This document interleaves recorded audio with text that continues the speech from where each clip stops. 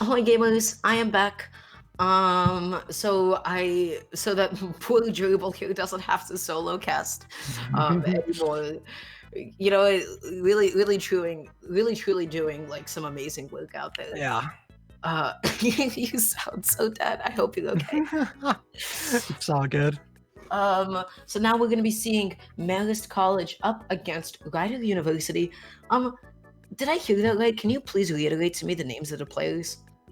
Yeah, we have Zucchini going up against Potato in Can't round make one. this. I You think can't make this Potato's up. just the I think Potato's just the switch name. The player's name himself is TLAX J Don't Dog. break the immersion. Don't break the It's immersion. it's XJ Dog, but we can call him Potato if you want. You know, zucchinis versus potatoes. Yes, much better. I'm okay with it. I'm But okay yeah, with it's zucchini gonna be versus J potato. Dog going first. Team captain leading the helm for Ryder up against Zucchini from Marist, who I believe is also the team captain. So we're actually starting off with a good old team captain duel. Mm-hmm. Those are always fun to see. You know, team captains are typically one of the better players on the team. So when they're facing off against each other, you always know it's going to be a good one coming up. Yeah, it's usually like the team captains, of course, like they assume a leadership role, and like trying to get people to come in and like people come to them for advice and stuff. So obviously, like the team captain themselves would have to they would have to be inherently pretty knowledgeable and talented at the game. Oh, I should clarify. Apparently, the players on Marist are all playing from the same switch except for one player. So we actually have Rograt coming in first. He's just on Zucchini's switch for now. So we are going to be having Rograt versus TLAX J Dog. So not the team captain showdown, unfortunately for us, but so still an exciting match. That means that they don't have to like leave the arena every single game, right? Yes, that should mean that. Nice. Okay. Oh, these boys, I guess they live together. I have no idea. They're probably all on campus or something. Sure, something along those lines. Yeah, probably. But yeah, we're just going to be waiting for everybody just to settle in nicely. I do hope everybody's having a lovely day, guys. We have been streaming for a couple of hours. So once again, I'm going to keep cycling through these reminders until I drill it into your heads. Number one, hydrate or dehydrate. Make sure you have a nice, massive bottle of water. I have with me a 4-liter bottle of water, and I will be using it to keep myself sufficiently hydrated, and I highly recommend that you do the same. Number two, every now and then, get up and stretch, get the blood moving, make sure, you're not too tense. Relax, we're gaming after all. Every 45 minutes or so, getting up for 5 minutes isn't going to kill you. It's going to do you a world of good. So please, I'd really appreciate it if you were to go ahead and do that. Devin, when was the last time you got up and stretched for a bit? Oh, I'm constantly moving for around. For those of you watching, I don't have much. We're yeah. You guys can't hear him, unfortunately, but he's getting his scratches in. He's here in spirit. He's here in spirit. Yeah, we have picks and bans going through. They're underway. We're going to be getting into the match very shortly here. We see some bans coming through. Town and City is going to be the first ban for the side of Ryder. Marist, Rograt is going to be banning Battlefield and Smashville in response. So not liking those platforms for Rograt. I wonder what that means about who he plays. I don't know, Pikachu? Maybe. Anybody with rat in their tag, more often than not, ends up playing one of those rats. It happens. You're a rat player, yep. Mm-hmm. Man, I remember when Pichu was really, really good. That was disgusting. Listen, people still be like, oh, I think Pichu's still pretty good. I think Pichu's still fantastic. And, people are going to say, haha, funny, Pichu got nerfed. No, silly. You get hit by up tilt at 0, go ahead and have a good time. Pichu's still good. It's just not Pichu, Not a terror. Okay, not gonna like be a menace to the brackets as Pichu was in the past. So we have Zucchini versus Potato. Even though that's not the correct tag, I do not care. I love the idea that we're gonna be seeing Rograt and J Dog. You're gonna need to get that one straight. Rograt and J Dog. Yeah, Marist College Zucchini is Rograt, and Rider University Potato is going to be J-Dog here in game 1. So that's interesting. There is this term called J-Dogging, which is a King DDD tech. Okay. So, and it was named after a player with that tag. Yeah, so really gets you thinking. Well, if he comes out and doesn't play King DDD, we'll be a little surprised then, I guess. You know, a little disappointed. But honestly, I feel like I've heard J-Dog enough times in context outside of DDD. But it's the first thing that my mind jumps to. We've heard, we've been complaining that we haven't had enough notable players playing so far, and if it's the J-Dog, you know, it could be a very great change of pace. We could see some really, really clean play coming out here. And that could really establish Rider as a university that has to be respected. Yeah, this looks like taking a minute. Looks like we're getting into it right now, so we're just ready to go. You hear the ready, you know it's happening.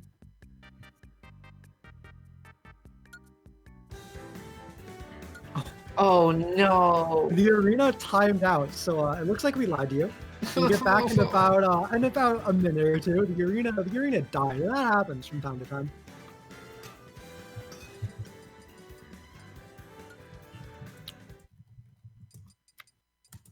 That's you don't see that one at Evo, I will say. Well, maybe this Evo you would, but is Smash even at Evo this year? Is there an Evo this year? They did like an online Evo. Yeah, was Smash at that? I don't remember. That's a phenomenal question to which I actually can't answer. I know Street Fighter wasn't. That was big news. Everyone was freaking out. Like, how can you run a Street Fighter without Evo? That was crazy. But yeah. The woes of having to go through Nintendo's online services to play a fighting game. Man, it's real. Some kind of pain. It's some kind of pain. It's some kind of your lobby just automatically deletes itself after 15 minutes. It's a lot of things. But we manage. We persevere. We'll have the lobby up and running in just a few moments. We are getting the players in as we speak. And now, assuming J-Dog is a DDD player, right? I hope so. I mean, listen, I feel like J-Dog might be common enough to the point that it's It might be. Yeah, hopefully. But we'll see. Assuming he is a DDD player, right? What kind of things are you looking for with that character? Prep the viewers. Man, I'm gonna tell you something right now. This is deep lore. Right. This is deep lore. Uh-huh. There are very few people that walk this earth that have as much love for DDD as I do. True. Okay. Listen, I don't want to say anything beforehand, but I'm telling you right now, this is a warning. If there is a DDD on screen, I will geek out. I will lay it on you about like everything that is so beautiful and glorious about that. All right, chat. If we see a DDD, I want PogChamps in the chat. Okay. Okay, but I don't think there is one. No. Yeah, no, not at all. It's Yoshi. That's Yoshi. Good. Did you look at that potato? Let's go. Okay, there is a player on the roster named YoshiMan929. I'm suspecting I may have gotten things out of order, but I might need confirmation on that. It's possible, but listen, like people's tags don't necessarily represent the character who they play all the time. True. But into the match. I'm gonna assume it's still J-Dog against J-Dog on the potato tag against Rograt on the zucchini tag. We're gonna get into it here. So Greninja Yoshi, that's a matchup that you do see like happening quite often, especially closer to the East Coast. It's sort of like the collision between the Greninja Island and the Yoshi Island itself. Yeah. We see already like both of these characters are extremely combo heavy, right? And it's a really stage dependent matchup. If you're going to be seeing a lot of flats, it's Yoshi favored. If it's going to be a lot of flats, it's going to be Greninja favored. So whoever wins this game 1 will be defining who goes to what stage by game 3 if it does go there. Yeah. So game 1 is going to be super pivotal. Yeah, the tempo of the match is incredibly important. Stages in this game matter a lot less than stages in other Smash games, most notably Melee, but matchups like this are where stage counterpicks really come into play. I don't know what that F smash was about. Maybe missing Pidipipika because Kenny was at 12% and nowhere close to being able to be hit by that. That being said, I know I really like this defensive play and interesting use of aggro. You don't see that too much. Yeah, it doesn't come out a lot, but when it does and it works, it's always really crazy. But the awareness from Rograt to pop out of that egg, know where he's going to be, and immediately have that forward air prep to kill is really incredible. But even that being said, he's still down so much percent here, and Yoshi is a character that does not let up on the pressure. Once he gets ahead of you, he just puts you into the blender and throws you around until it's over. Yeah, that's a really good cross-up on the dash attack. I would have liked to see like a bit of a punish on like the baited out of shield option. But that being said, this is a still pretty even game. What a bizarre interaction. I think what happened was J-Dog might have buffered like a double jump out of that. But that just looked so strange to me.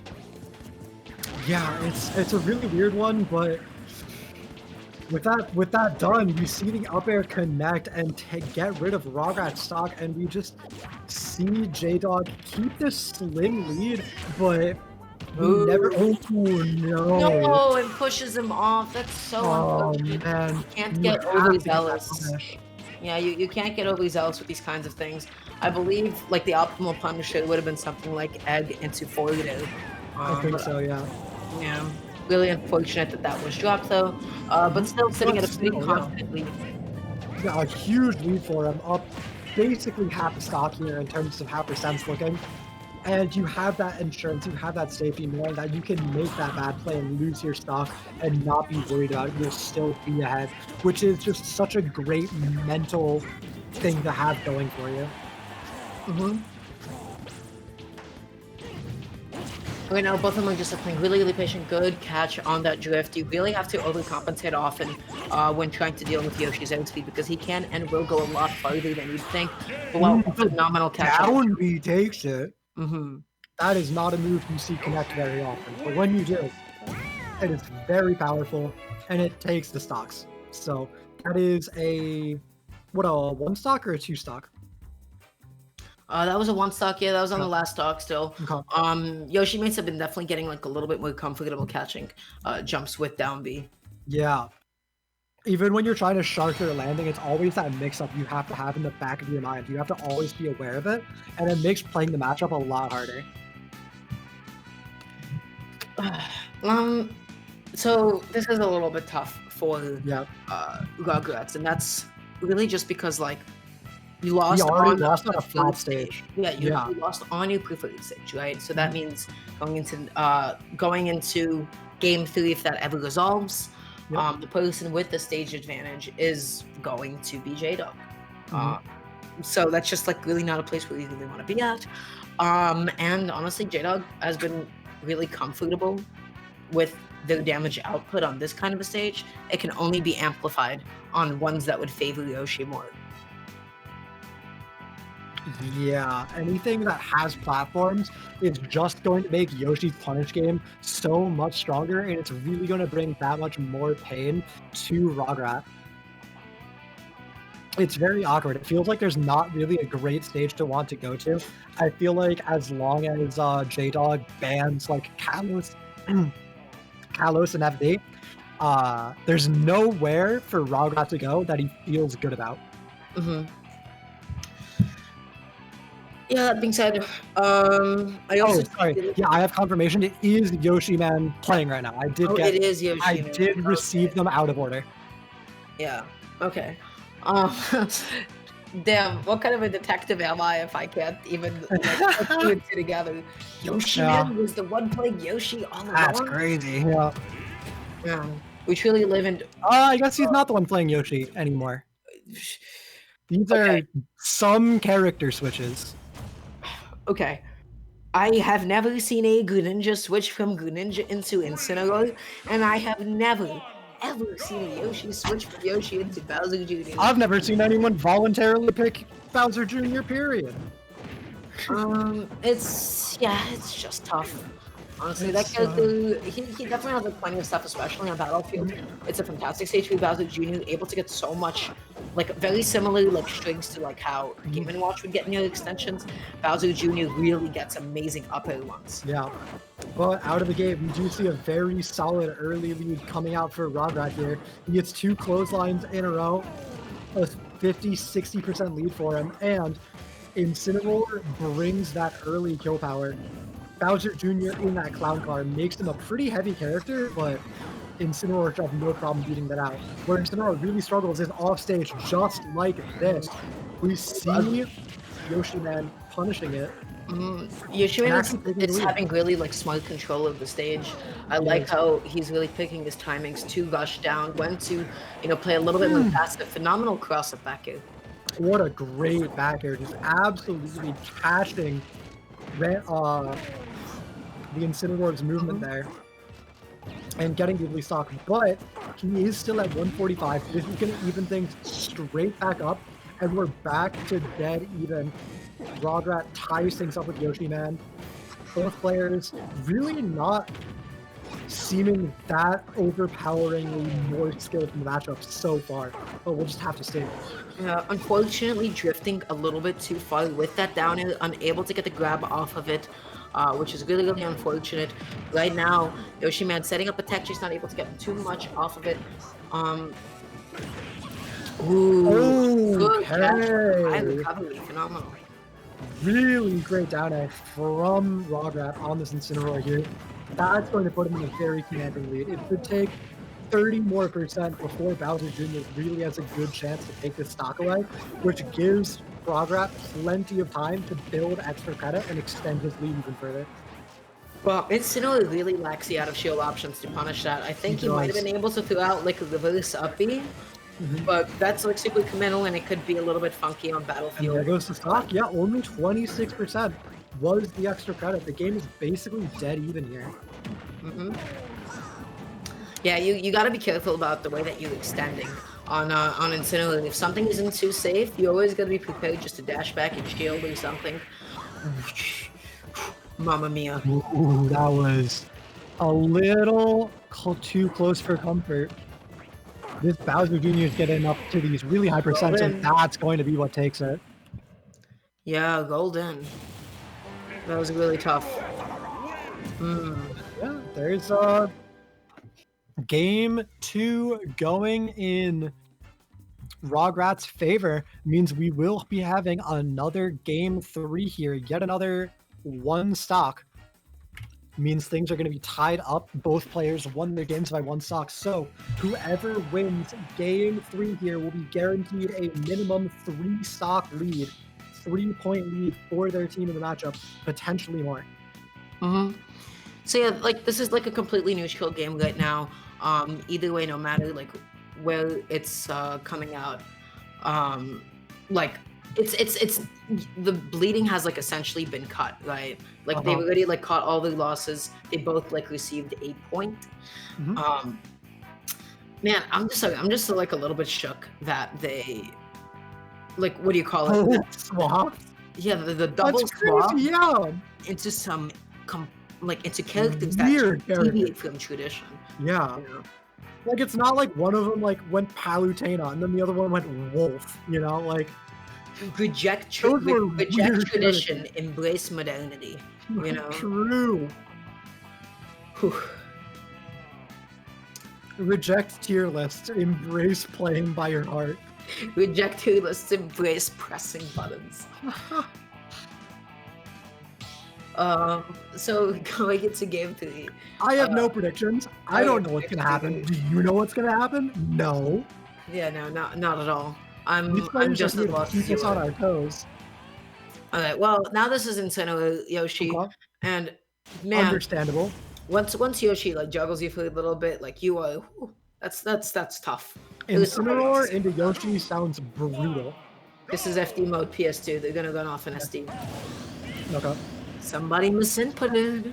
Yeah, I feel like once Incineroar gets touched by Yoshi, it's just over. He can't get out of disadvantage. How does Incineroar land ever? I mean, Yoshi has a phenomenal out of shield. As soon as Incineroar pushes him too far once, that's going to be an up tilt, uphill. You know, you're eating however much percent, you're getting juggled. It's, you know, it's... Yeah, this matchup sounds disgusting. Imagine getting back to stage. Imagine having to deal with egg and 4 liters simultaneously. It's just very, very tough. It's absolutely insane. We'll have to see how it pans out, because I do not see it panning out well for Rograt here. I think this might be a 2 or even a 3 stock for Yoshi, man. Depends how reserved you know, Yoshi Man's gonna be able to play this, right? Like, obviously, if you fall into too many predictable habits and whatnot, like, you know, you're just opening yourself up to getting outplayed. So going on to game 3, finally they have the proper stage selected. Yep. Out the gate, some very aggressive neutral from Rograt here. Trying to space a lot of nairs, but you're going to get punished for that. Yoshi is a very mobile character. You can't just play the spacing game against him when you don't have a disjoint, right? If you're like a Mark, you can get away with it, but Incineroar cannot. And we already see Rograt getting punished for it. Right now, I mean, like, he's just struggling to break space. Yeah. And Yoshi can just like create this wall of impenetrable space. Has like a lot of air speed. Yeah. I mean, Yoshi moves faster in the air, moves faster on the ground. But how does Rograt make it happen? That could be the start. That was a big counter. Man, like, being able to revenge Yoshi's down B, that's definitely gonna like come back to bite. Yeah. 92%. Christ almighty. Wow. Yeah. Still down though. Like, we'd say that, but the Incineroar is still so far down here. Ooh, he's so far down. He's so far down, right? Yep. That was such an unfortunate interaction. Because, like, no matter who released that F smash first, the other person was going to die, because they both extend their hitboxes in such a way that sets up the other attack to connect on them. Yeah, it's literally just whoever. It's like a game of chicken. Whoever releases second gets the win. But the down air kills off the top there, and now it's back to a basically even game. Not anymore. That side view will hurt. And we see a 56% lead coming out the gate and building for Rograt here. I said this matchup looks really, really bad for Incineroar, but Rograt is really making it work. Ooh, tries to go for the jab into the 4 liter as a jump call up, but wasn't able to find it. Really, really just good aggressive option from the corner. Set up a tech chase into the grab. That was really nice. Yeah, that was really good. And he gets the grab some jabs too. But it's still just making up for the percent deficit. We still have Yoshi Man playing from behind here. But this is the offstage opportunity. But he doesn't go deep for it. Yoshi is a character who can go out there and go for the punish. He doesn't. You need to be punishing the Incineroars offstage. That was a really, really smart option to release the shield there earlier instead of like holding the shield, because Incineroar's shield, if you didn't know, you know, like Incineroar's neutral B can just destroy your shield when you're expecting it the least. And by now we have almost an entirely even game. Yeah, basically dead even. Only a little bit of percent separating the two players here. But a solid combo for Rograt will build a lot of percent back in his favor. Ooh, the aggressive landing, and I've got to say, look, this game is looking super, super tough for Yoshi Man right now. Rograt has been doing a really, really good job of just like playing ultra patiently. Look, no incentive to approach at all, faking out Yoshi Man with all of these you know, empty hops. Wow. And the forward tilt will do it for Rograt. Bringing home the glory for Marist. 4 points to them. 1 point to Ryder. Is going to be an early lead for Marist, but not a big one. Yeah, it's just 1 point. Yeah. Well, excuse me, 3 points, right? 3 points, yeah. It'd just be a nice little 3-point lead. Honestly, nothing to sweat at this point. That interaction made me a little tight. I think what happened was Yoshi's jab was so far spaced from Incineroar that the second one didn't connect. And then as Yoshi stuck his foot out, you know, just set himself up to get smacked by that F tilt. Maybe, yeah. But either way, well played by Rograt to clutch it out in the end there. Get the win for him. Put his team in the lead. Up next, I believe we should have Anagram coming up against J-Dog this time, but I'm really not positive. I need to double check on that. Man, I was really sure that this game was going to go much more in favor of Yoshi, man. I was too. That matchup sounds really brutal. But as soon as you get to as soon as you get to like overzealous in your punish and too overzealous and wanting to extend when it's like a 50-50 and Incineroar can't throw out those revenges, catch you, pressing more buttons than you should, and suddenly that's an Incineroar that can kill you at 70% with one of the best command grabs in all of Smash. Yeah. You set that up for yourself. There are a lot of times, and then at a certain point, you get really, really scared and don't feel like extending as much. And then that's when Incineroar starts getting away with a lot more. So that match really slowly fell out of the hands of Yoshi, man. Yeah, just some really solid neutral gameplay from Ragrat.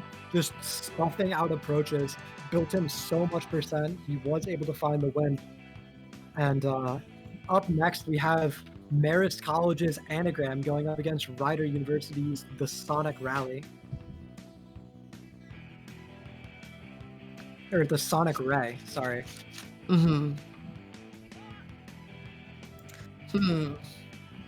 So, I wonder if he's a Sonic player or if he just like Sonic Ray is it's like a term by itself. I mean, I don't know. I feel like people just constantly throw us off. Just look at Yoshi, man, over here. Yeah. The Bowser Jr. Unexpected, unprecedented. Yeah. Nobody could have seen it coming. Yeah. That is very true. No one could have seen that coming. That was very weird. Whew. So we are just waiting for the players to get into the lobby, do their pick bands here. Anything you want to say? Anything you want to talk about going forward? Yeah, I mean, going forward, it's interesting to see how each of these different matches between the schools, how the pace of them has been completely different. I feel like with the first one, landslide. Like every single game was okay, this is a 2-0, this is a 2-0, this is a clean 2-stop. Yeah, and we saw that reflected in the ending score too. It ended up being 22-6. Yeah, something like that.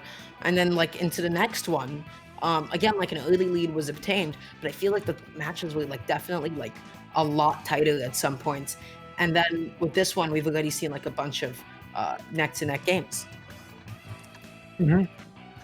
Yeah, the games have definitely been getting closer as we've kept going, and if all of these are 3-game bangers, as casting my first time keep up, but it will be exciting, that's for sure. Yeah. So once again, can you run by me the names of the players jumping in? Yeah, so for Marist College, we have Rograt, Anagram, Randomane, Abso, and Zucchini. And for Rider University, we have Yoshi Man, The Sonic Ray, J-Dog, Nifty Bean, and 920.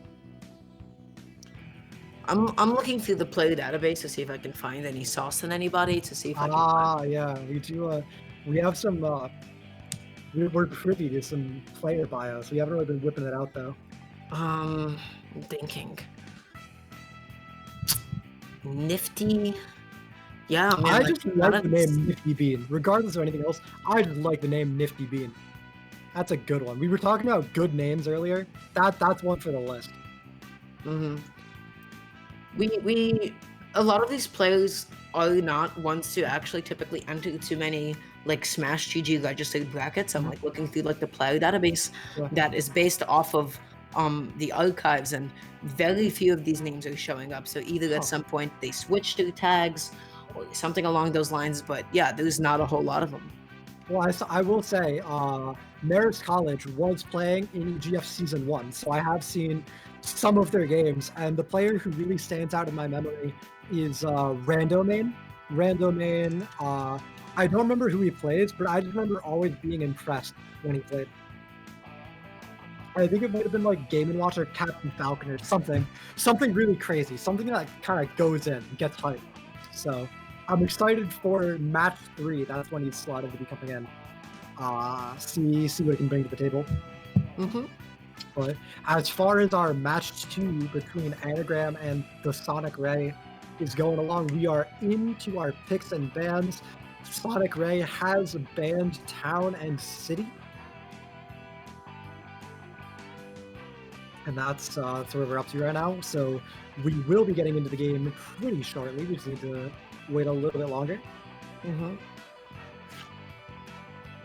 Shout outs to all the viewers in chat, by the way. Yeah, we're still moving strong. Pretty 66. Yeah. I'm still seeing like a couple of familiar names that I've seen like 2 hours ago. So it's just really nice to see like a bunch of guys like once again like sticking here, supporting your school, supporting the players, and of course supporting the stream. Yeah, we EGF really appreciate your support. Just showing up and watching really boosts everything for us. It shows us you guys care. It shows us you guys appreciate the broadcast. It tells us we're doing good work, So I love seeing everyone in chat. It always feels great. Mm-hmm. Are they in the arena yet, or are they doing the bans outside? They're doing the bans in Discord currently. I don't know if they're in the arena, but they should be getting in basically as soon as the bans go through. But it looks like Anagram is having some trouble getting in here to do the bans. But no, okay, there we go. He bans Final Destination and Battlefield. So far, the bans are Town and City, Battlefield, and Smashville. He does not ban Final Destination. So remaining are Pokemon Stadium 2 and Final Destination. I predict we're going to go to Pokemon Stadium 2 because everyone loves themselves some Pokemon Stadium 2. Yes, my delicious neutral stage. Give me. Listen, if you don't like PS2, then either you play like one of 10 characters that have a legitimate reason, or I don't know, man. We're going to Pokemon Stadium 2. Whew. Poggers. Guys, I think the arena is gonna close. Oh no, we gotta get him in here. We have a little bit of time left. We know our stage. They just gotta pick it. Oh, there we go. That sounds like progress.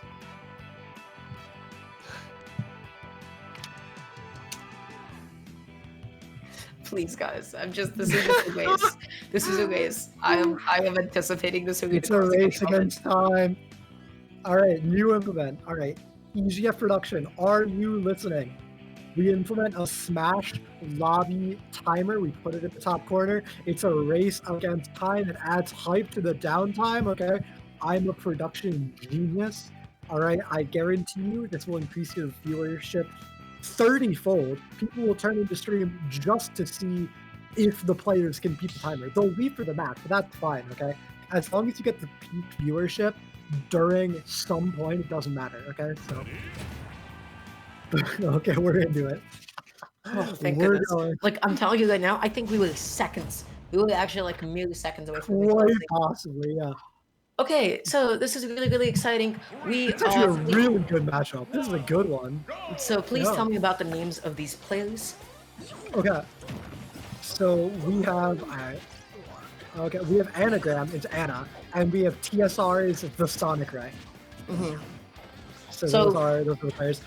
Marist College, it has Anagram, and Rider University is being represented by the Sonic Ray here.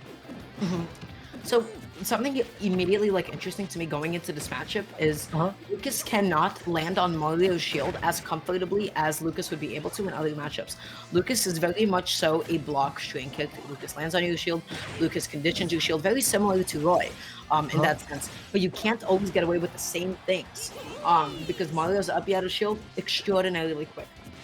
Yes, Mario's up out of shield is incredibly quick. Even his up smash out of shield, if you hit it with a laggier move, is one of his most potent kill abilities. So it's incredibly dangerous trying to punish Mario for shielding. He's so good at just abusing that mechanic.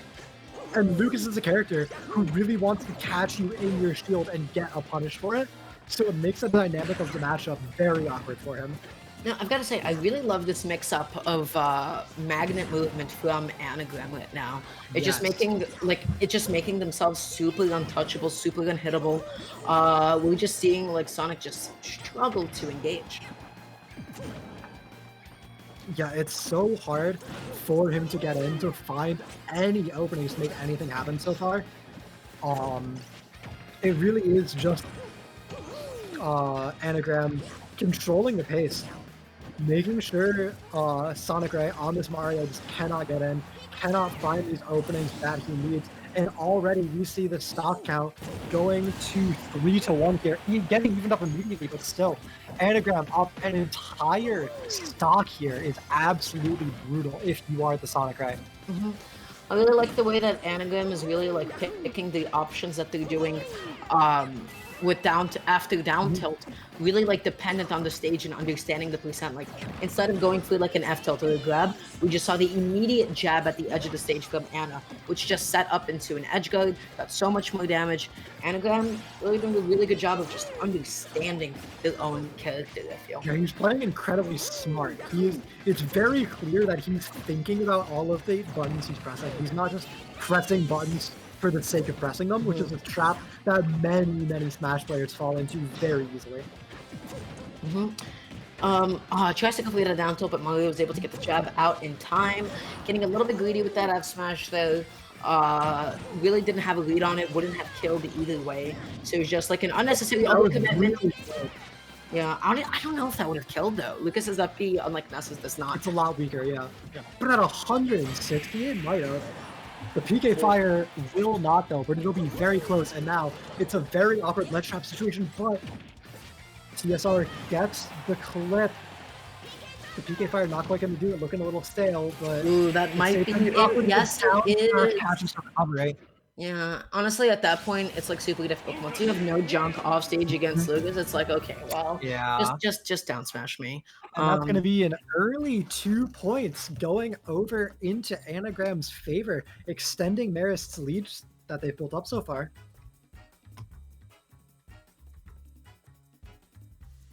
So, against Lucas, honestly, the biggest and most important thing is keeping that double jump. If you keep that double jump, no matter what, no matter how much damage you'll take off stage, you have a fighting chance of getting back on. As soon as you burn that double jump, you are forced to use your up B, your most exploitable recovery tool unless you have a tether, and you are just leaving yourself to fall victim to Lucas's down smash.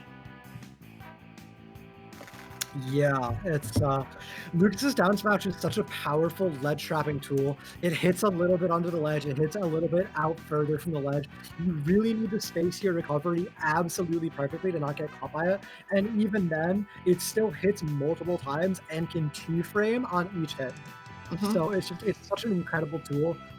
And Mario is a character that is kind of forced to recover low. So it makes the matchup very awkward for him. When he's off stage. Obviously, we've talked about how good the matchup is for it on stage because of how Lucas wants to pressure your shield and how Mario has one of the best shields in the game. But yeah, I'm gonna actually take back on my statement that Lucas can't really land on Mario's shield. I think with the spacing of like Lucas's tilt, especially down tilt and up tilt, which can be done from quite a distance, Mario's up B out of aerials out of shield or whatever are not really applicable in that context. The only thing that's still tilts though. Lucas is a very aerial character. He wants to hit aerials, and like even just forcing the Lucas to play with tilts instead is already good pressure to have as the Mario player in progressing towards winning the matchup. So we're just going back to Pokemon Stadium 2. Just the solid pick. Neither player really wants to do anything crazy different. And both players just playing a little bit slower out the gate, looking to space their aerials here. Great neutral air catching the spot dodge, that lasting hitbox. He's a good punish, but Anagram not able to find anything else off of it.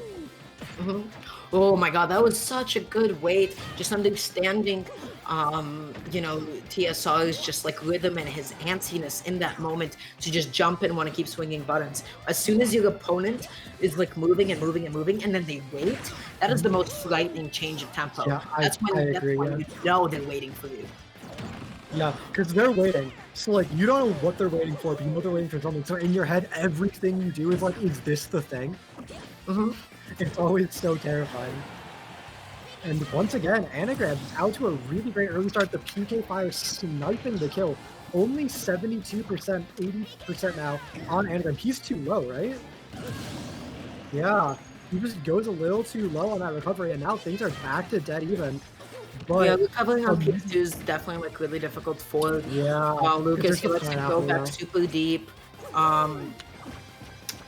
It's just going to be like a difficult time. You really don't want to risk getting pineappled at all. That lip under PS2 it's going to be a menace. Yeah, but even with that very early death aside, we still see Anagram taking the lead here over the Sonic Ray on this Mario. He's just been playing the matchup better. Fundamentally, Anagram has been the better player so far. He's just had the better space and he's had the better reads, and we see him extending his lead, but it's only 25%. That's like one Mario combo away from being tied up or even TSR having the lead, but Anagram just does not want to give it over. He just isn't making those really big, punishable mistakes. TSR also has to just be like a little bit more reactive with the way that he's jumping so much. He ends up often jumping into a lot of these PK fires, and the only reason that Anagram was able to get that stock was because of the positioning that PK Fire gave them. Yeah. You have to like walk, and if somebody's throwing up projectiles, you don't always have to be jumping. You don't always have to be. You know, you can just walk and chill. Yeah. Just slow down. That's like the biggest piece of advice I see for like mid-level Smash players is just like learn when to walk, you know? Learn when to just walk and tap shield to block projectiles. It'll do so much for you, and it's something I see basically nobody doing for some reason.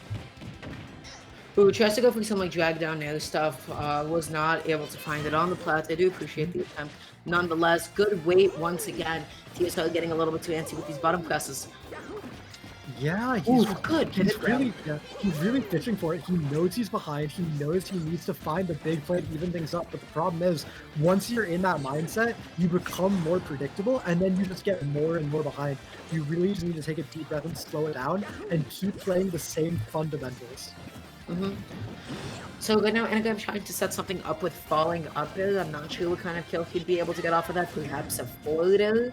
I like these fireball attempts from TSR, but you know, at this point, Anagram has like such a good read on the way that TSR is going to let trap. He just waits for him to whiff a smash attack, and then it's like, okay, well now I can get back onto stage.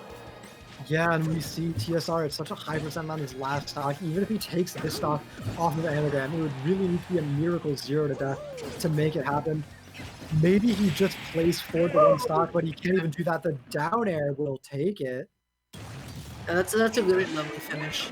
Yeah, that was really, really well played. Overall, Anagram just played that set very cleanly. A solid 2-stock, a double 2-stock coming out for Anagram, earning 6 points back for his team, bringing the total to 10-1. And that means even if J-Dog gets a double 3-stock over Rando Man, they would still be behind 1 point. Rider University would still be behind.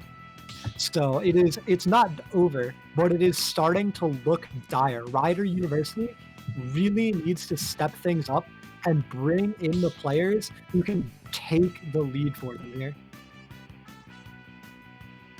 Yeah, I just want to say, like, that is such a stylish and cool way to take out that final stock.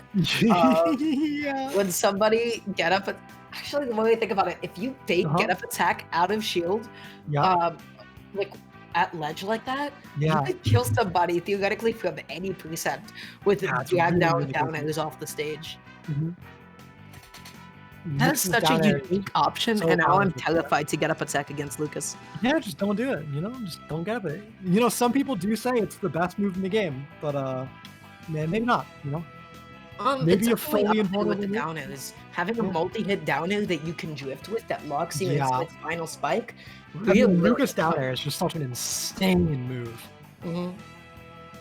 But that being said, while we wait for the next round of players to get in, we are going to take a quick break. Already.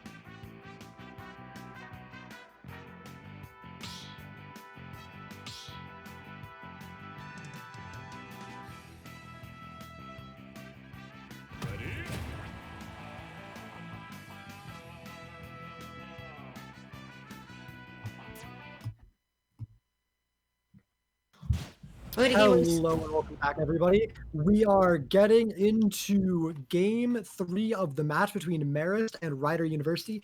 We've got Marist's own Rando Main going up against TLAX J-Dog for Rider University. Yeah, so J-Dog gonna be going with the Sonic, and this is Pac-Man. Okay, so this is the epitome of Wi-Fi play. You know, both of these characters can hold their own corners for the longest time and play their own really abstract version of neutral. Yeah. I've talked a lot about whether or not a character is jank, and both of these characters are incredibly jank. I think they just it's really just like understanding how like both of them dictate the pace of their own match. No. So unfortunate. Wow, I can't believe that homing attack like did it have less lag? They like That did it? was so weird. Yeah. But if you're random main, you take those. I really like these F smashes because they're sort of making TLA J-Dog a little bit less inclined to go in with grounded spin dashes. Yeah. Doing out moves preemptively like that, it just gives your opponent something else to think about. And now you start seeing those aerial approaches. Yeah, now we see the aerial approaches after that spin dash got stuffed out. But the dash attack from Pac-Man, is such a weird move. It has like no end line. It's like really crazy. It just combos into everything. And again, like it's making like J-Dog look so like I don't know, just he's so much more hesitant to be approaching that way. What a beautiful read on the tech in. That was a really good coverage. He was able to get the stock out of it and just taunts in neutral. He just taunts in neutral. Random Main is a style player. He plays to go big. He so died. You can expect that. Yeah, Lost the stock go big or go home. Go big or go home. His team's up. He's feeling himself. He is happy about it. But he can't be caught slipping too much. We do see, though, he's not getting caught so far. Random Main, a very commanding lead over TLAX J-Dog here. No punish on that missed homing attack, and honestly, you really have to be doing those against Sonic. Once he whiffs that, he is in like almost a full second of lag. You have plenty of time to throw out an F smash or something along those lines. Yeah, it's a very punishable move, but you need to be ready to punish it. It's not something you can really punish on reaction that easily. You have to be sitting there. You have to be ready. So if you're not on point, he can get away with it sometimes. I mean, honestly, to me, it kind of looks like J-Dog is a little bit lost. Doesn't know how to actually properly approach Pac-Man here. Jesus, what are you going for? He likes his bold options. What can I say? He's out there. I think maybe we're trying to set up tech chase with down tilt. Is that what they're going for? Either way, going super deep, definitely the right choice against Sonic. Unable to properly punish that recovery, a little bit too hesitant to fully commit to it. Yeah, and that hesitation could be really bad for him, but still 90%. He will be able to find the kill and secure the 2-stock victory for himself. Another 2-stock going over for Marist College, just continuing to balloon their lead even bigger and bigger. Yeah. This was a really confident game. In fact, I would argue this game could have gone a lot better if there was a little bit less style implemented. Yeah, well, you know, if you're not winning with style, what's the point in winning? Exactly. You know what? Listen, guys, we're not here for a long time. We're here for a good time, okay? Yeah.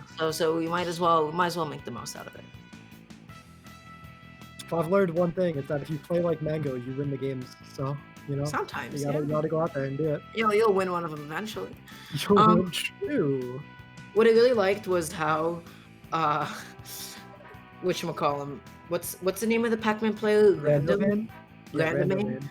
I really like the running towards them shielding and just continuing to run them and push them towards the ledge, because that is something very, very reminiscent of what T does, the Pac-Man, especially at Frostbite.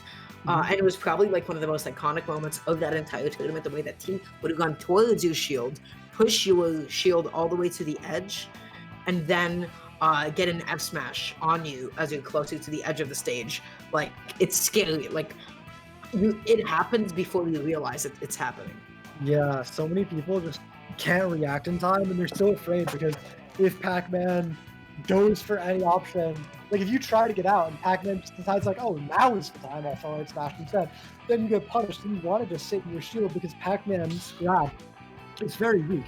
He doesn't get a lot out of it, and if he whiffs it, it's very laggy. So the risk or reward for just sitting in shield is often very skewed towards shielding. But when the Pac-Man player knows that, and they can punish you for just sitting in the shield even longer than you should be, it just...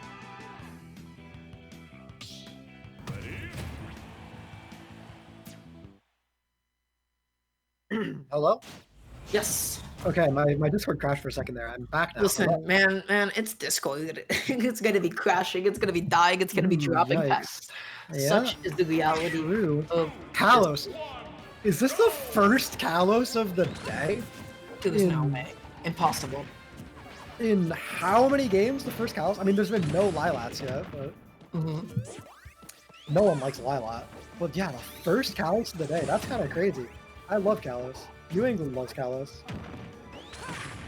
I have strong opinions about Kalos, but we don't even have stronger opinions on it. The game that's happening right in front of True. So what do we got going on? Oh my god, they're deep. So deep. But yeah, Pac-Man can basically recover from any point with side B, with up B.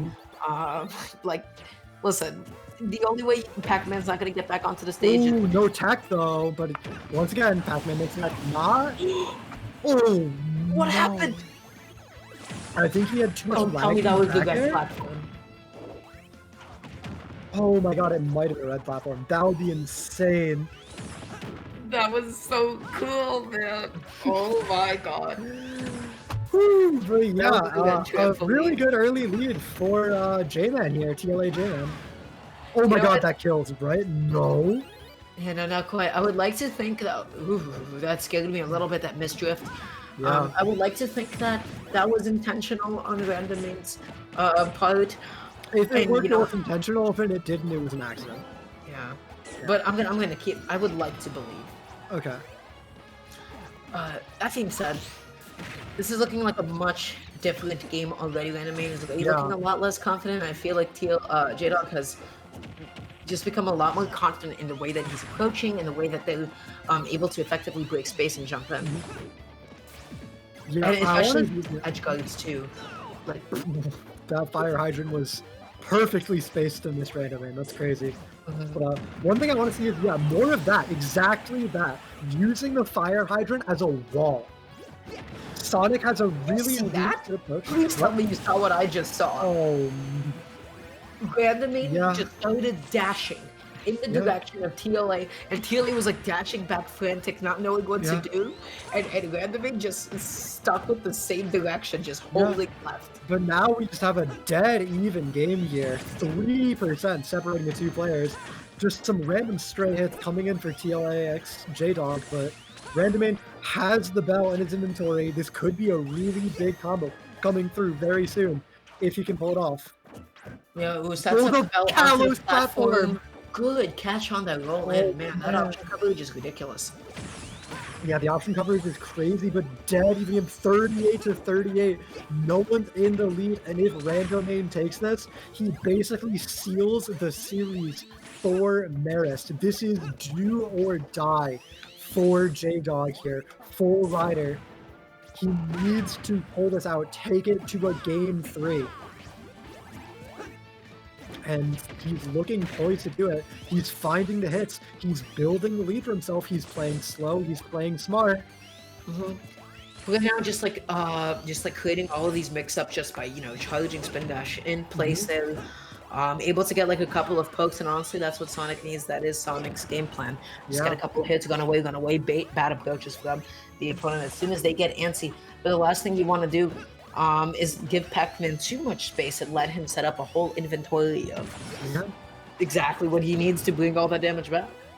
But yeah, no, that's exactly why I want to see more fire hydrants as walls, so that J-Dog has to jump over the hydrant if he wants to approach you, and that makes him so much more predictable. It cuts down his mix-ups and makes the matchup a lot easier for you. But we don't see him doing it, and you see him paying the price. Oh boy, that F smash J-Dog off stage. Use your fire hydrant. Not able to get anything else off of it, but bringing it all the way back with just those couple of hits. The key barely missing. And 115 to 113, it's kill percent both ways. Any big hit will do it. J-Dog needs to win right now. He has to win to keep Ryder in. Any longer this game goes, Pac-Man could just bleed on Sonic. Yeah. But honestly, Sonic does struggle to kill unless he gets like a really good off-stage edge guard. Or something like that. Yeah. It's close. What? Oh. What? What just happened? Did he bounce 3 times? I lost track. Why did he what? Did he get red trampoline? No, What happened? They air-dodged. Oh my I saw an air-dodge. What? That's it's scripted. EGF is scripted. Okay. Random read the script. Sure. Alright. Random read the script. We go to game 3. He just wants more content. Dude, that's Randomain. Randomain just wants the showboat, be on stream for as long as possible. He's farming content. Calm down, okay? This is a Marist sponsored statement. Randomain is just farming content. That was completely intentional. And he's gonna win game 3. No, but realistically, Ryder is counting his blessings. If Randomain were to win that, he were to get the long stop, he would get 3 more points for his team, and it would be 15-2, meaning that Ryder University would need 13 points out of a possible 16 to even tie. It would be an incredible uphill battle for them if Randomain did not give over that stock, but now J-Dog breathing a sigh of relief. He has another chance to keep Ryder in this, and he is going to be taking it. And we see a switch onto Donkey Kong from Randomain. I don't even know what to say to that one. Man, it's a long evening, and whatever happens, right? I just assume. Yeah.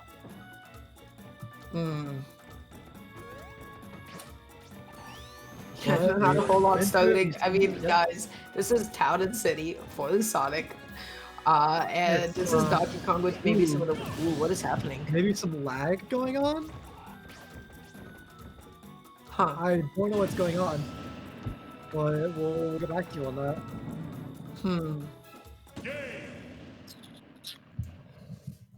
Oh, they picked the wrong stage. Okay. They didn't mean to go to Town and City. They went to the wrong stage. That explains it. That makes sense.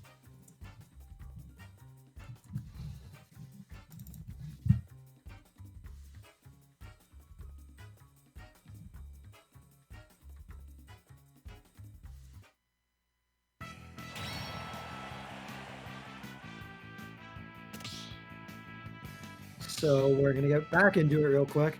Yeah, I would have been surprised had Donkey Kong opted to leave Town and City open. Yeah, to leave Town and City open against Sonic. Right? Yeah.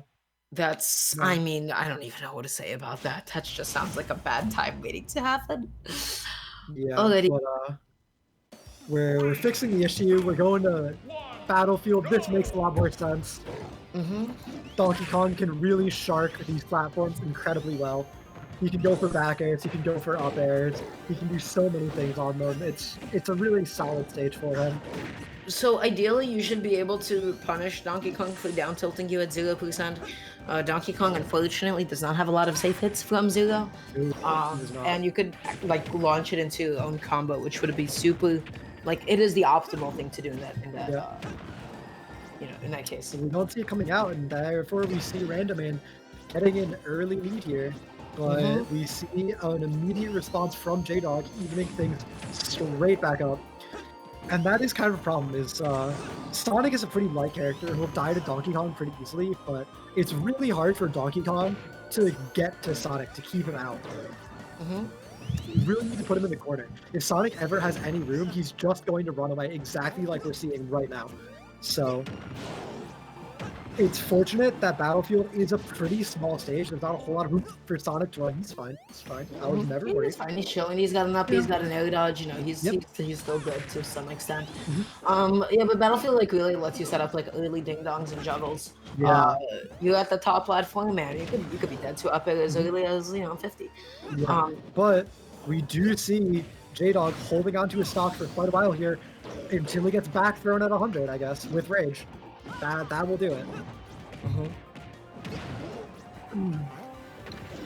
Oh my god, wait, is that actually it? No, not quite. Yeah, Donkey Kong, so like, even though his vertical recovery is just definitely far from decent, his horizontal recovery, he can come back from the depths of that. But that backer will stall it out. Sonic definitely has some shotgun feet going on for him, so he gets that going, evens up the percent, evens up the stock count. It's looking very good. J-Dog just needs to slow things down and play the fundamentals game and just find his hit and run hits onto the Donkey Kong just like this. That's so much damage. More like that, and J-Dog will be in perfect position here. But if you just keep strafing through the Donkey Kong shield, never staying in range of him for too long, it's very hard for him to do anything in this matchup. Again, trying to go for these early down airs. I don't really know what he's looking for, but good spacing, good spacing. That would have been the sickest mind game I've ever seen. Oh my god, what was that? You know what that was? That was a really good edge guard is what it was. Going for the recovery mix-up. Wow, Randoman just not ready for it at all. Sonic benefiting from Battlefield just as much as Donkey Kong would. Yeah. Getting a couple of nice little weapons, a little bit of damage. He's good to go. And now, we see J-Dog with a very convincing lead, up basically a full stock here.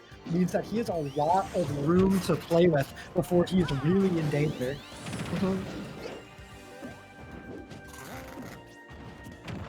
Right now, good dash attack. Unfortunately, not being able to set up into anything else because that was a strong hit. Good in there. Oh, he accidentally presses B. That's probably going to end up costing him. Randomain just needs to find an opening, but J-Dog has really figured out the matchup. He's not giving it over. That up air almost killed, and Randomain really needed it to kill. You know, when Sonic hits your shield, it's a guess. It's a guess of like, is he going to be above? Is he crossing you up? Is he going to be in front of you? And if you guess right, you can get a big punish. You guess wrong, you reset neutral. Yeah. So when you're a character like Donkey Kong, you have to guess. You can't react. You can't follow it. It has to be a guess. And there's the kill. He gets the stock, but at 105, with how J-Dog has been playing, I think it might kind of be over for Randomain here. I think J-Dog might be bringing it back for Ryder here. Oh, but that's I think it's difficult to always like count heavyweights out. I appreciate the beefy up really I agree. Yeah, like just like a good ding dong. You never know what that could do for you. Or like a good dash attack into forward. Donkey Kong can clutch it out when he really needs to, you know. Yeah, Donkey Kong is a character that can going for the hardest leads. He's really going for it. Yeah, when you're at 135, sometimes you really that's it. GG's. Yeah, that's gonna be it. Oh, never mind. Oh, he drops it. Oh no. Just a second off. Just a millisecond off there. That would have been the game. Close. But we see J-Dog sitting still at 71%. He gets a Mamma mia. What was that? No. What was that? Hit. Why did that be reversed? Why did oh no. What? He would have had the pummel into neutral B. Oh no. And that's J-Dog redeeming Ryder. He puts them on the board. He gets the win. And now it's 12-5 for Marist College versus Ryder University. And now, where before Ryder would have been almost guaranteed out of it, they only need 7 points to tie things up. That's completely doable. Nifty Bean, who's going up against Abso, could do it himself in one match here, one set. Going forward, we have Nifty Bean trying to save Ryder University, trying to keep them competitive here, going up against Marist College's own Abso in what is probably going to be the most important set of the series. If Marist wins it convincingly, it's going to be all over for Ryder. But if Nifty Bean pulls it out and wins it for Ryder, it's all going to come down to the final match. Ryder University's hopes are currently riding on Nifty Bean. I'm gonna go take a quick little look at the specific, at the exact like number of points being allocated. Yeah, while you look at that, we're gonna take a break real quick, and we'll be back in just a minute or two.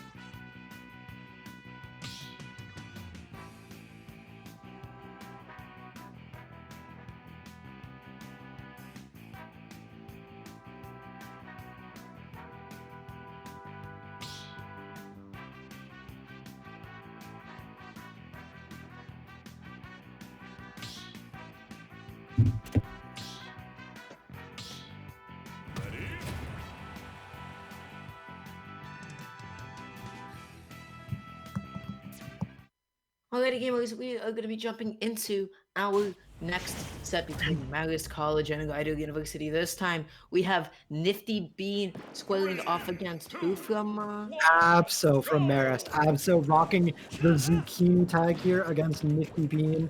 From Rider is going to be Abso on the Ike and Nifty Bean on this Inkling. Now, I've got to say, this music choice, really respectable. Banger song, I agree. Like, they just took, like, a really good route song, a really good root song, excuse me, from Pokemon, and they were like, damn, we're gonna make this even better, which is not an easy thing to do at all. My combos are looking pretty good too. Mm-hmm. Ooh, no! You can't be getting hit by that. So I really like that because honestly, a lot of players, especially Inkling players, really default to the drop down double jump aerial from the ledge. And unless your aerial is like particularly disjointed or janky in of its own right, like you can go for these kinds of commitments because now every time they're gonna do that, they're gonna second guess themselves. They're gonna second guess themselves thinking, wait, I died for this. And you can just slowly whittle down all of their ledge options until you just keep them off stage. Good Jerry. It's not gonna be enough, but it's gonna rack on a little bit more damage. Okay, the down tilt, the forward air. Nothing more coming out from Abso. But oh my god, Abso is really struggling out, and there's no ink for Nifty Bean. Again, all of these drop down rising aerials from the ledge. Nifty Bean, you gotta mix these up, otherwise you're just gonna keep getting consistently punished for it. Yeah, Nifty Bean gets a chance to refill his ink, but he's already so behind. Basically a full stock here, and it's Ike. Ike is not lacking kill power, so it's not like this stock's gonna be lasting much longer. Nifty Bean I feel like Nifty Bean has already let I get back to stage twice. Yeah. Ledge trap. Ooh. That's a little awkward. I don't know about all that side either. Yeah. But there's the back air, and now it's still a full stock lead for Abso. 2 stocks to 1 here. We're trying to set up a little something with this flat bomb. They're not able to get too much off of it other than, well, actually, I don't think they've got anything off of it. No, not really. Got a little bit of stage control maybe, but not really. And yeah, it's just a lot more just safe, neutral spacing by Abso. Jumping in place, throwing out that really powerful neutral air. It covers so much, but it's a very slow move. It covers a lot, but it doesn't cover it all at the same time, is the problem with Nair.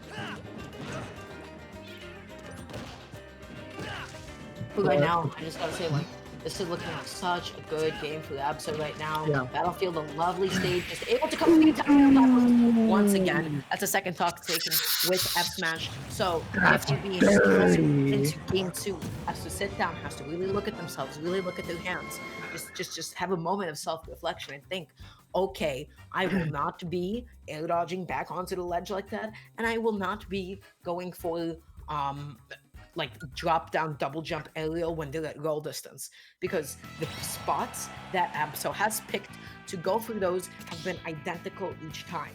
So Nifty Bean needs to recognize that position, needs to recognize that timing, and then tell themselves, okay, if I want to watch out for this option, I'm going to simply pick something else in this moment. Unless they don't, if they do not get that read, if they don't get that tell that Abso is going to go for the F Smash at that point in time, then they're just going to keep getting hit by it. Yeah, I don't know. I think Abso heard we were running behind schedule and just wants to speedrun or something. Like, those were 2 very early stocks he took. Yeah. Those Ike's were some F Smash crazy matches. Yeah, it's insane. Those were very good reads. It's an incredibly risky move, but when it connects, when you know it's happening, it's just so insane.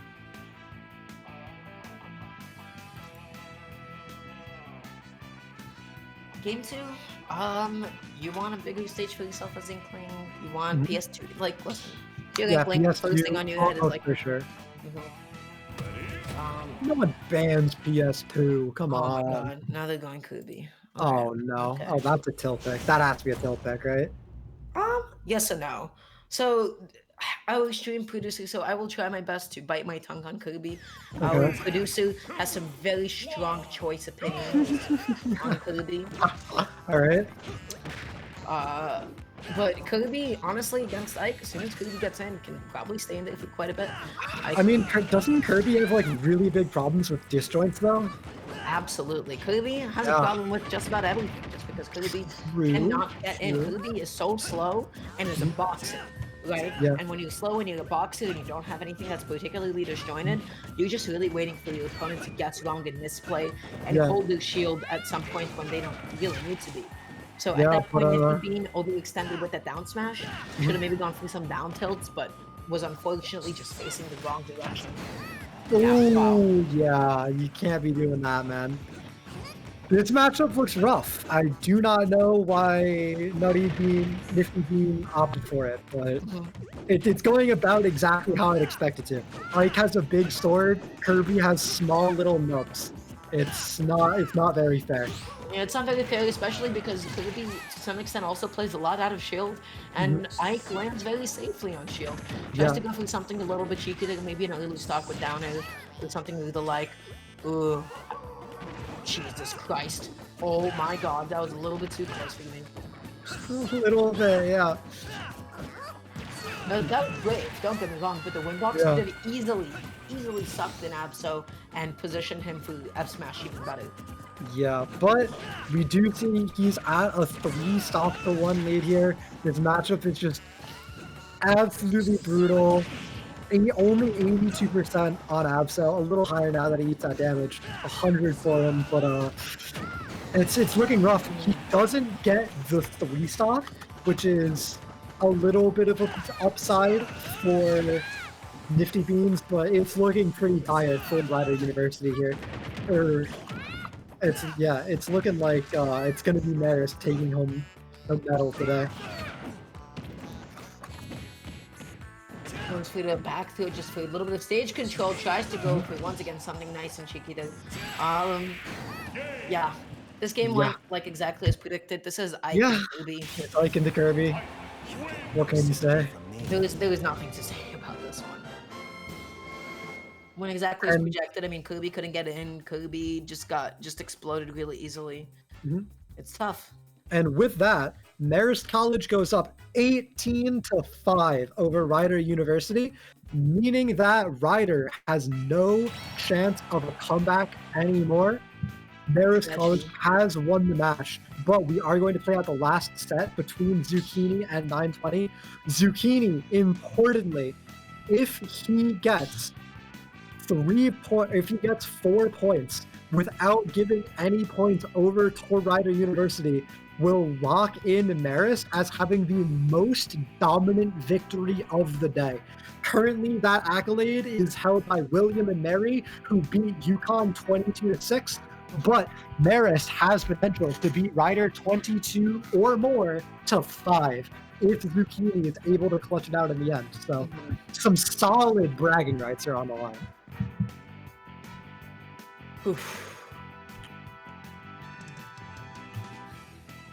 Yeah, either way, at this point, we're just kind of playing through points a little bit. How many sets have already transpired between these two schools? Was this 4 sets or 3 sets? This will be the end of the thirds. Oh, it's 4 sets between the two schools? Yeah, 4 sets. Yeah, 4 sets have already transpired. Okay, so this is the last set between the two schools, yes. Yeah. Wow, yeah, time just flies, huh? I wonder what's like the highest maximum score possible. Is it 40? It's 40. Yeah. Yo, 40 if we get it, I really want to see a 40-0. I think it'd be really cool. I don't. It's like literal cyberbullying. I don't know, man. I don't want to see that. I come from the League community, okay? I see enough Smurfs on a daily basis. I don't need to Smash too. Man, playing League, bad for my mental health, let me tell you. Game. That game just stresses you out. It makes you feel bad about yourself. Yeah, I'm a little too deep. I'm a little too committed. You're a little too deep, you know. It has you by. Yeah, if I had a time machine, you know, the first thing I'm doing, you know, uninstalling the game. Yeah. Yeah. I'm going back to when I was like 10 years old. I'm just telling myself, don't do it. everybody has like two routes with League, right? Either they have like a really bad time with it and never play it again, or they have a really bad time with it and then they play it through the rest of their lives. True. So, yup. And either way, you're just like stuck with the memories. By the way, Jinx, ADC. Huh? Yep. Ooh, I'm an 80 carry player. Yeah, 80 carry is a doomed role though. It's not pretty. Listen, 80. Listen, this is a Smash stream. Oh yeah. But all I'm saying is Jinx would be a lovely addition to this game. Ooh, okay, yeah. You just wanna see Jinx in the art style. That's That's what you're saying. Yeah. Yeah, I think Jinx would be a fantastic. We can agree on that. I agree. Yeah. Oh boy. If what are the names of the last two players? We can pull in Jinx. Yeah, we got Zucchini coming in against 920. Zucchini representing Marist, of course, who's been using his tag the entire time, and 920 representing Ryder.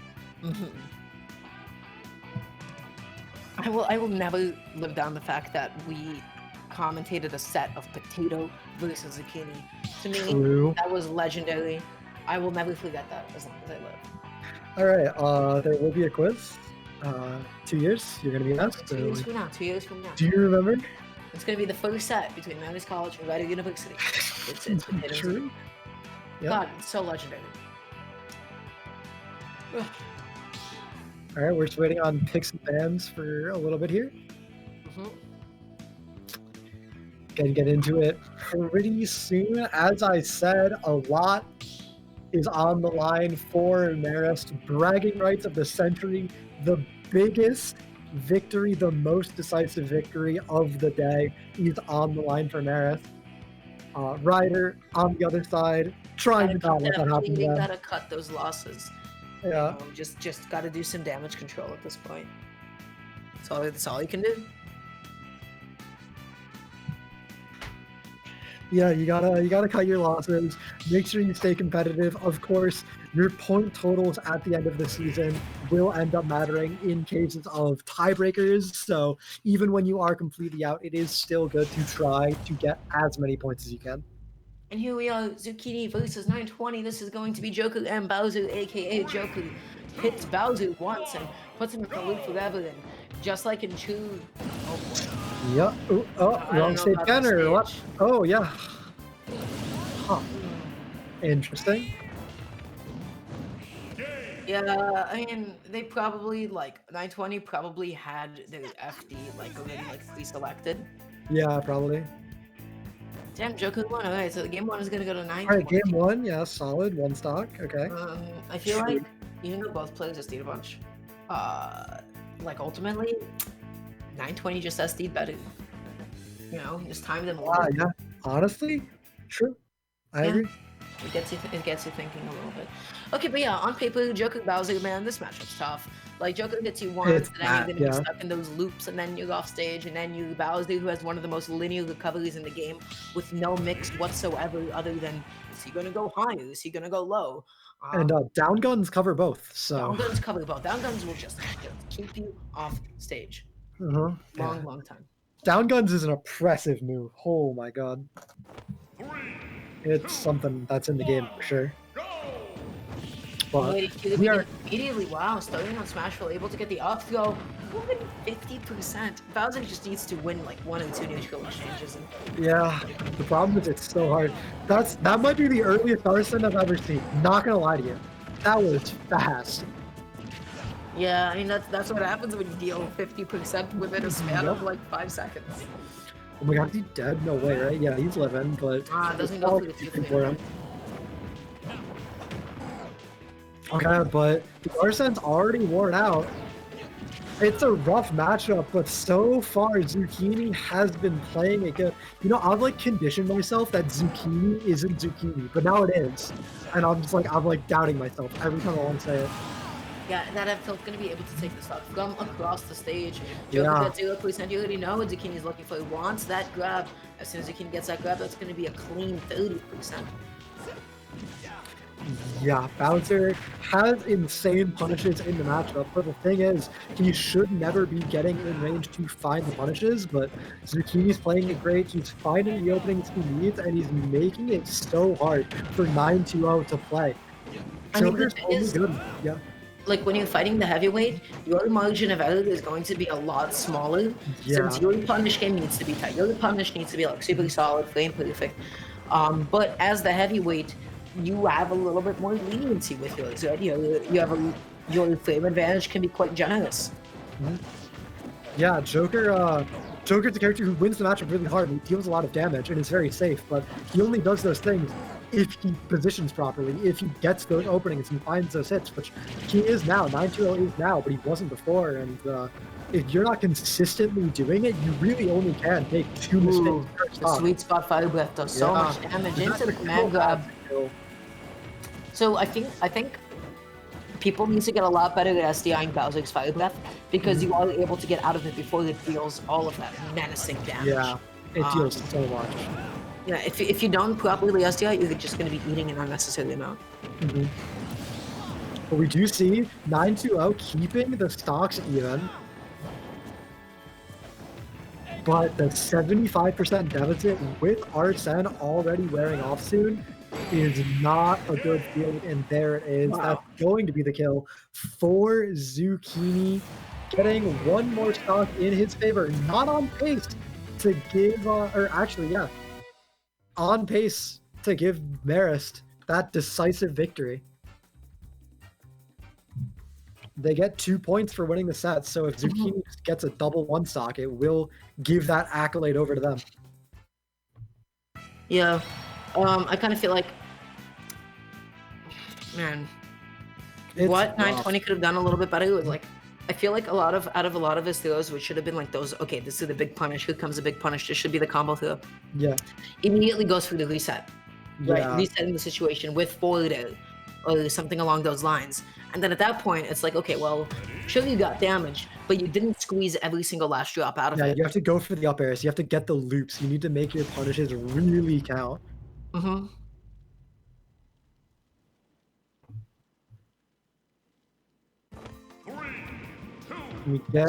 game 2, gonna be running back to Smashville. Not sure why you would opt to go for Smashville, and wow, look how scared 920 is immediately dashing back in the beginning of the game. Yeah, he's gonna get hit by up B raw. He's playing so scared here. There you go. Those are the punishes that we would like to be seeing, but unfortunately misspacing themselves and gonna be hit by that landing hitbox. Yeah, very notably, the platform on Smashville is at the perfect height to give Joker those up air loops. So if you can hit it, you can get the insane punish, but 9-2-0 just seems to be lacking that little bit of confidence he needs to really make it happen. He's ending his combos early. He doesn't want to overextend into the punish, but this is a matchup where you need to maximize your combo. That forward spacing so lucky. Any bit closer and that F smash would have connected. That being said, now finally 920 with the lead the first time so far. Goes for the down throw for damage and stage control. How is Zucchini going to be able to get this ledge trap? He's not. He's not going to be able to get it. And now 9-2-0 is looking a little bit better in the matchup. He's playing a little bit more confident. He's finding his punishes, finding his openings. He's even getting his combos a little better, but that's going to be the kill. That's going to even things up to only 12% on Zucchini. Means things are basically dead even here in stock 2, but it's going to be a nice opening combo. Pushes down so far, overextends. Yeah. Not punishing to get the ledge option, though. You need to be hitting those in matchups like this. Bowser has a hard time getting off ledge, and you have to make it as hard for him as possible, especially when you're playing Joker, who has such solid ledge trapping options. Yeah, trying to go for the jump lead, not able to find that quite yet. But this now, should be the stock. yeah, Yes, 120, that's the dunk. Yeah, and 920 looking really good here. 920 is definitely like understanding this matchup a little bit better. Of like, okay, if Bowser goes off stage, like, please, for the love of God, kill him. He's making really great adaptations. I agree, and it's paying off. That's not going to kill. That's going to be 80% on him. That's not the end of the world. Not still not a solid quite yet, but Doom is impending. It's definitely impending, but he still has more to work with. He has plenty of time to rack up damage. He just needs to get not much time anymore. He really needs to get Bowser into like the 70s or 80s to feel comfortable going forward, but it looks like he's going to be able to just fire up some more Agons. Oh, okay. Ooh, there's the Arsene. Just get the max value to this. Don't die with this up and you're fine. Oh, never mind. Just die with Arsene up. Okay. 67% is not an insurmountable deficit for Zucchini here, especially when you're playing Bowser. You only need 2 or 3 solid hits, and then you get put in rage, and you can get a kill at 70. What a recovery mix-up. Zucchini definitely looked really uncomfortable and was like forced to retreat. And feel what we're saying, already 33% from to landing hits. Slowly starting to make this damage back. Goes for the down throw, not able to get anything else off of it. 920 properly compensating and undershooting his face. Really, really good stuff, but what an unfortunate recovery. And that's going to be a 1 stock. Going over to 920, redeeming himself a little bit, and that game was a lot cleaner. It looked like, way better understanding the matchup. He was hitting more combos, he was catching more options, punishing more options from Zucchini, and just overall, much cleaner play. Yeah, and I'm surprised that 920 was able to do this still, like, on the same stage. I would have expected that this kind of a stage would have, like, kind of favored Bowser a little bit more. But yeah, just really good adaptations overall. This understanding of, like, okay, if I'm letting Bowser get back onto the stage, I will probably be losing this game because it's impossible to outplay him 100% of the time. Yeah. Honestly, I think what really could use some work right now is Zucchini's ledge trapping. I feel like he was going for a lot of jump leads, right? We saw full hop back, full hop forward when 920 was just getting away with rolling a lot. And so, like, he was, like, hyper-focused on punishing, like, just one option rather than going for more full coverage options.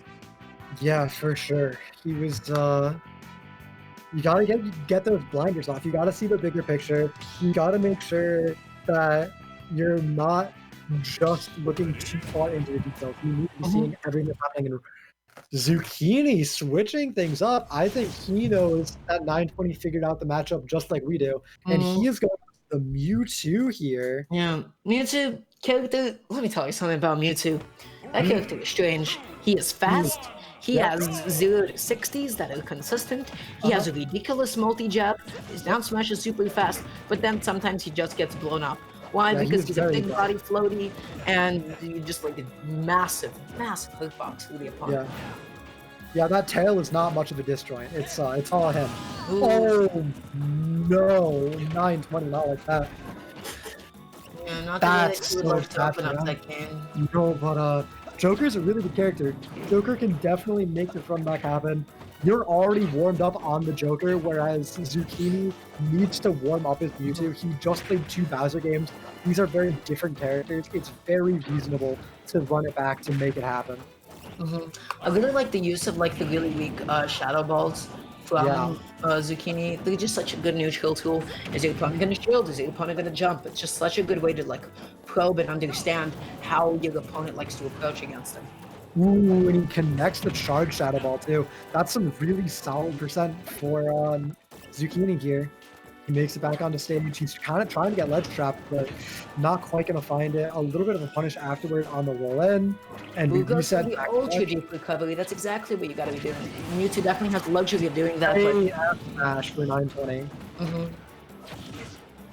Oh, gets the up tilt into the up air. Not able to get anything else off of it though. Only 17%. Was probably looking for the drag down up air. And that's just a fully charged Shadow Ball to the dome. 920 falling further behind, still a full stock lead for Zucchini after that initial unfortunate SD. Who gets the back air right now? Like 920 is definitely like coming back from this bit of a deficit, but it still might be a little too late. Goes for the double jump cancel Shadow Balls. That is so saucy. I love all of that. Yeah, Mewtwo is a character that has a lot of cool tech and swag going on for him. And watching, oh my god, never mind, it's even. It's even. That's the dunk. 920, 32% behind, completely winnable. It's so even, and if 920 can win this, it would mean so much for Ryder's confidence going forward. They've already lost this match, but seeing their players clutched out, pull it back, would be huge for them in future weeks. Ooh, Zucchini trying to go through the full deep edge guard, but that fair gonna be more than enough to take it, and that means, wow. I just completely blanked out. That means Zucchini is going to be your victor over 920. Very, very solid showing from both of these players. Really unfortunate that they could not have fought each other a little bit earlier into the day. And that means Marist College takes it over Rider University.